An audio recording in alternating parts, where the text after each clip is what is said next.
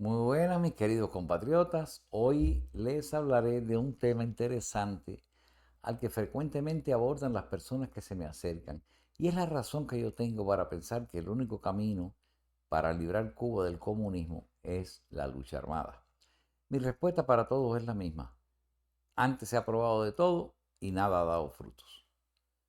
Durante estos largos años de esclavitud y sumisión al pueblo, eh, se ha probado cada vía para sacarlos del poder. Y cuando único se vislumbró una posibilidad real fue al principio, donde a solo unos años y meses de haber alcanzado la dictadura del poder, unos pocos miles de cubanos se fueron al asalto de la isla por Bahía de Cochinos.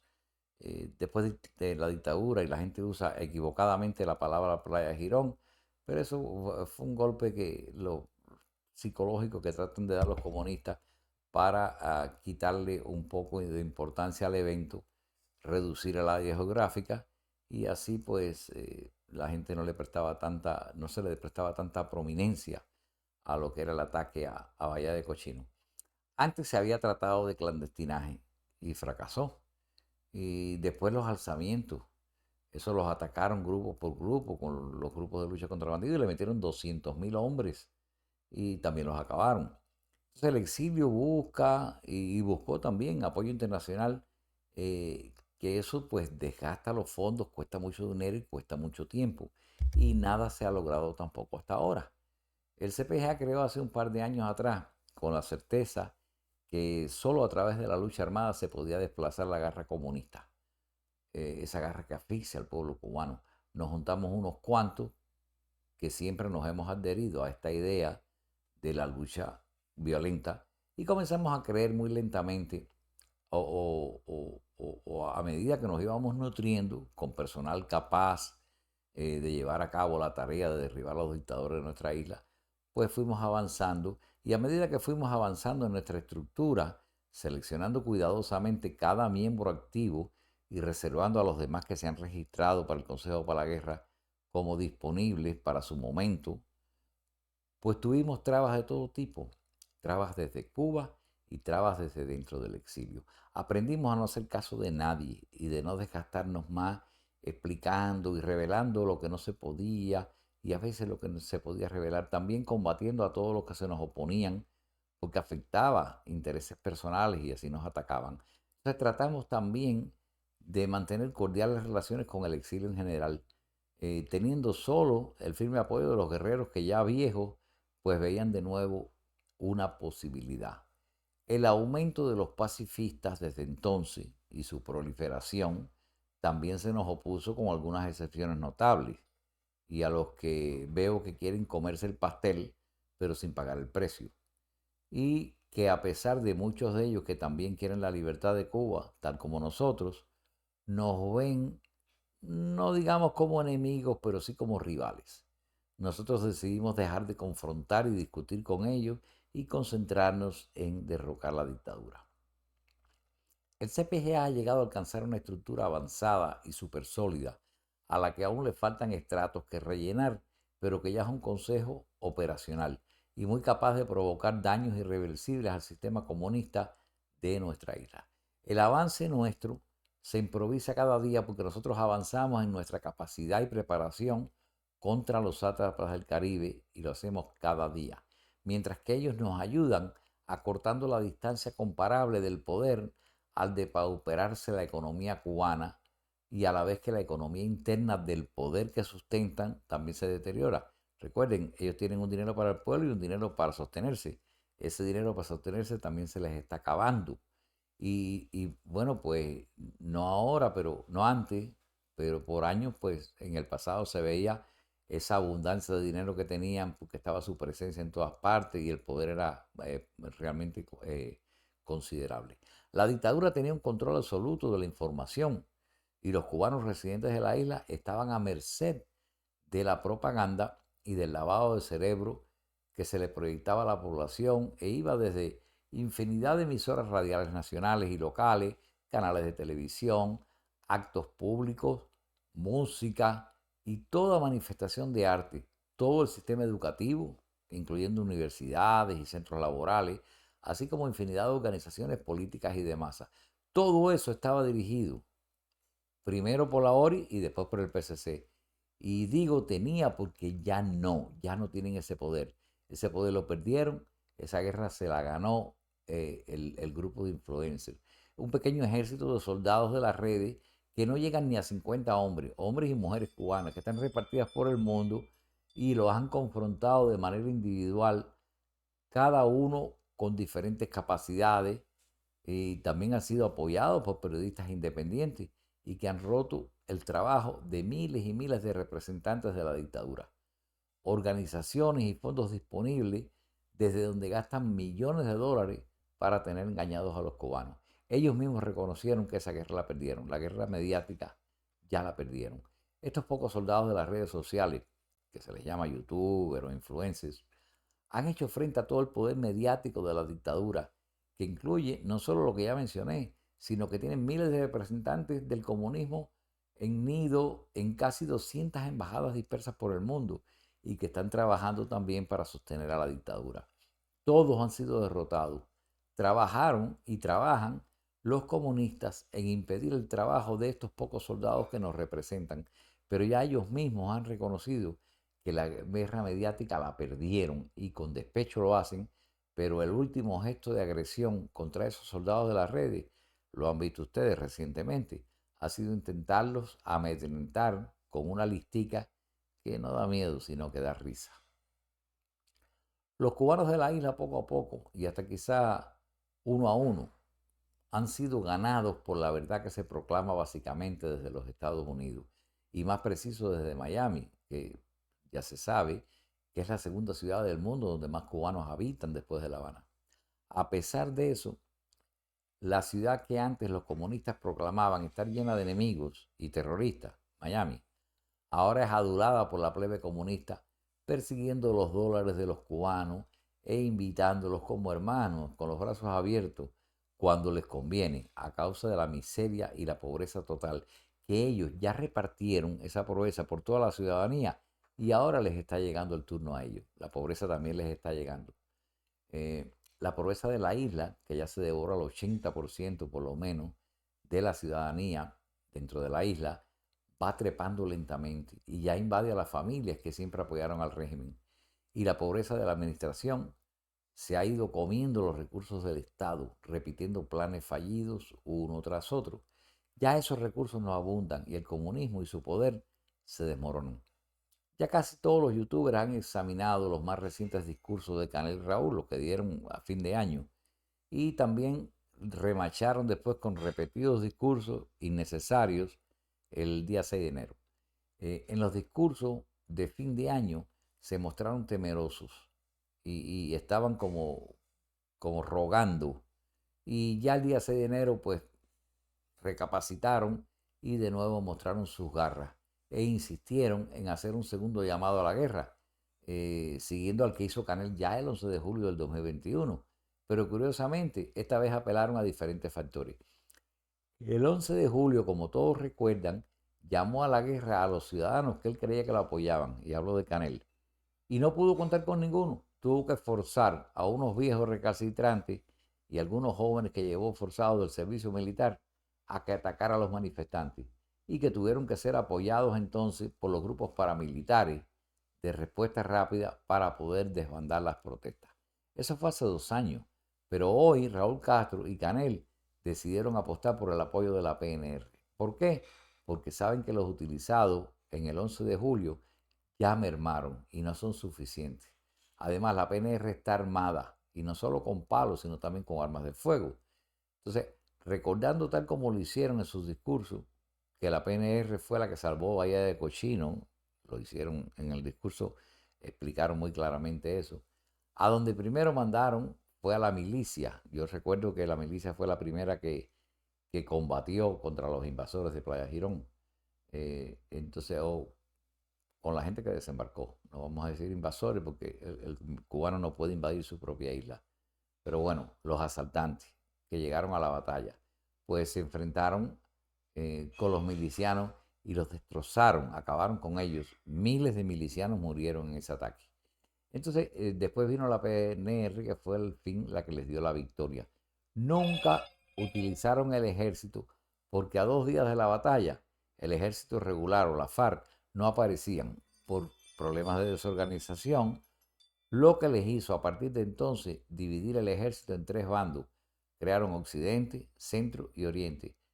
Pero de todas maneras, hasta hoy esos ejércitos no se han probado en la defensa de la isla.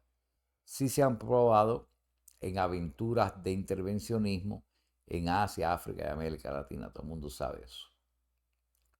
Hoy, como ya dije antes, la dictadura no puede contar con el populacho que pedía paredón para los inconformes.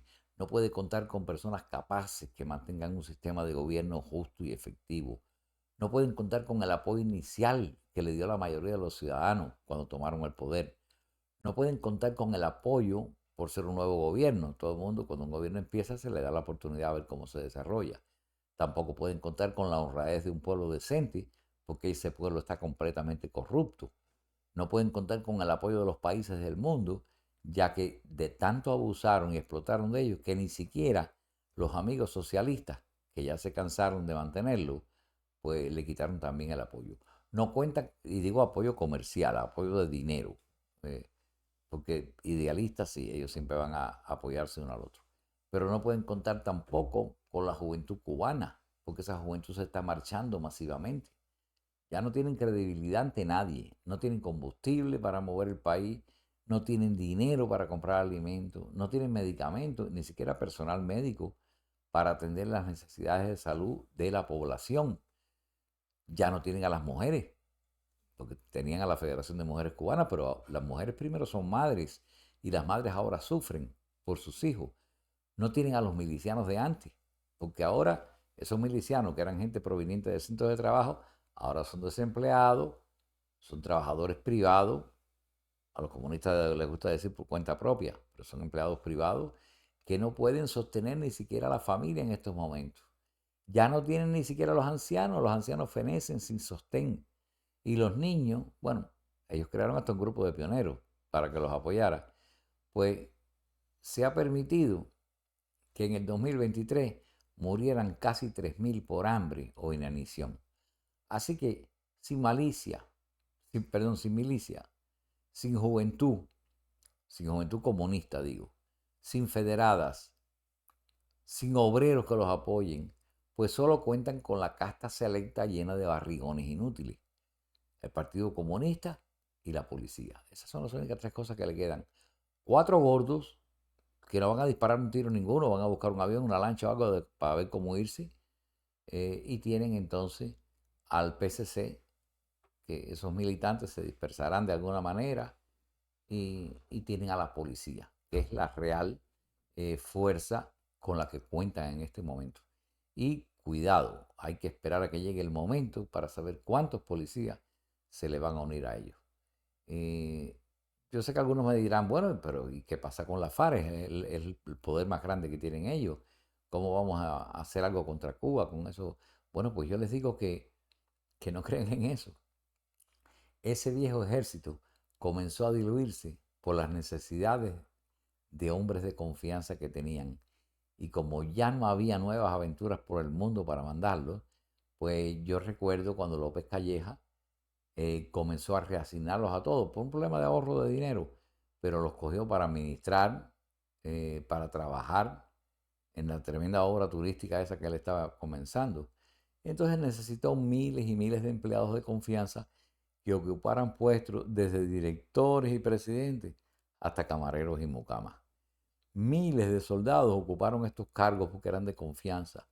Ocuparon cargos dentro de la industria turística, desde aduaneros, portuarios, constructores, personal de servicio. Claro que eran sueldos que ahorraban y así las Fuerzas Armadas quedó completamente desconstituida. Ya no hay barco. Ustedes pueden pasar por frente a Cuba y ahí a la bahía de La Habana no entra nada. Lanchas rápidas no existen. Las PT aquellas súper rápidas y poderosas ya casi tienen 50, 60 años, no funcionan. Y ya no las hay navegando por las costas. Ya no quedan aviones. ¿Se acuerdan de los aviones rusos aquellos que volaban raso y asustaban a la gente y mostraban fuerza? Esos aviones no existen. Los tanques no tienen piezas de repuesto y no tienen combustible. ni siquiera han podido hacer una maniobra decente porque no hay hombres. Y esos hombres que hay no tienen armamento, porque todo ese armamento obsoleto se recogió y se guardó en cuevas y en túneles, y esa reserva está repartida por todo el país. Las pocas unidades militares de la FARC solo cuentan con unos pocos miles de soldados. Se dice que entre 5 y 8 mil, y yo digo que no llega a 2.000. Esa gente que está en la FARC en este momento. El país está lleno de tenientes coroneles y todos esos están sin soldados. Los tenientes no tienen soldados.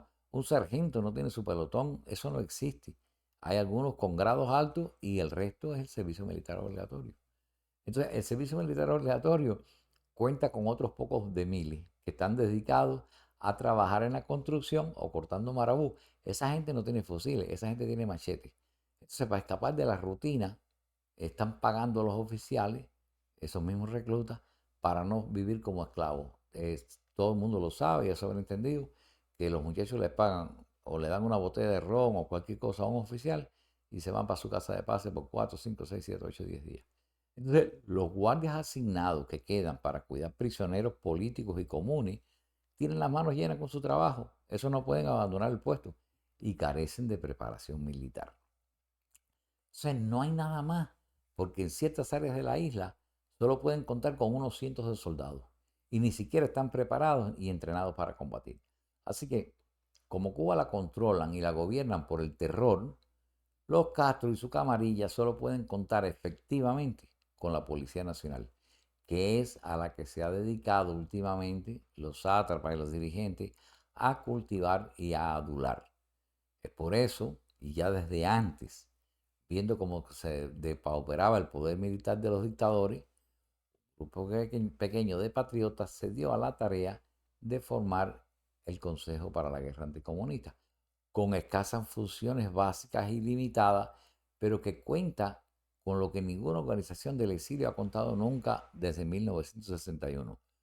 Un grupo de valientes y patriotas, todos jóvenes, armados y entrenados, y equipados de manera exquisita y preparados para enfrentar con mucha confianza los despojos militares con los que hoy puede contar la dictadura. A los cubanos les digo que hoy pueden confiar en la victoria a corto plazo. Sabemos que la población de Cuba está preparada para recibir con alegría a los libertadores. Yo sé que el pueblo cubano se activará en su momento y después que demos los últimos retoques se activará el Consejo para la Guerra.